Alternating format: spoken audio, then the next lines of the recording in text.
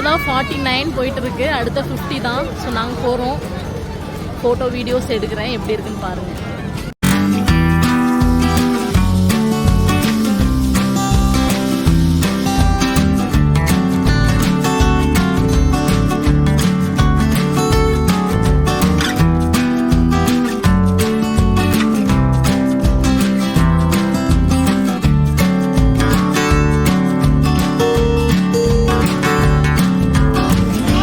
Boat ride முடிஞ்சது, boat house வந்தோம். So 1 hour நாங்கள் கிட்ட வெயிட் பண்ணோம். மோட்ரு போட்டு, துடுப்பு போட்டு, அதே மாதிரி பெடல் போட் 3 போட்டு வச்சுருக்காங்க. நம்ம பேபி வச்சுக்கிறதுனால பெட்டர் நீங்கள் வந்து மோட்ரு போட் எடுக்கிறது நல்லது. அதே மாதிரி வந்து பேபிக்கு வந்து என்னென்னா தனி இது வந்து வச்சுருக்காங்க.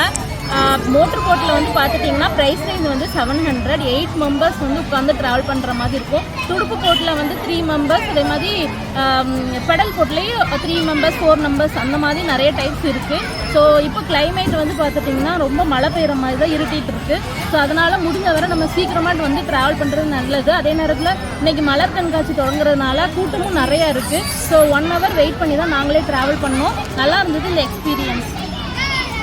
ஸோ இங்கே வந்து பார்த்துட்டிங்கன்னா டாய்லெட் ஃபெசிலிட்டிஸ் இருக்குது. ஸோ வந்து என்னென்னா நிறைய பேர் வந்து டாய்லெட் ஃபெசிலிட்டிஸ் இல்லைன்னு நினச்சிக்கிறாங்க. ஸோ டாய்லெட் ஃபெசிலிட்டிஸ் மெயின்லேயே இருக்குது. பட் வெளியில் வந்து நம்ம போகணும். அதுக்கான போர்டெலாம் வந்து என்னென்னா முன்னாடி வச்சுருக்காங்க. ஸோ அதை யூஸ் பண்ணிக்கோங்க.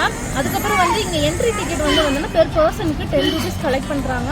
ஸோ டோட்டலாக நாங்கள் 2 members 20 rupees. ஸோ அதே மாதிரி சில்ட்ரன்ஸ்க்கு வந்து என்னென்னா இப்போ கை குழந்தைகளாக இருக்கிறாங்க, அவங்களுக்குலாம் டிக்கெட் கிடையாது. பட் சின்ன குழந்தைகளுக்கு அவங்களோட ஏஜ் லிமிட் வச்சு டிக்கெட் ரேஞ்ச் வைக்கிறாங்க. ஸோ அதோட ரேஞ்ச் டீட்டெயில்ஸ்லாம் வந்து என்னென்னா நான் உங்களுக்கு தனி வீடியோவில் தரேன்.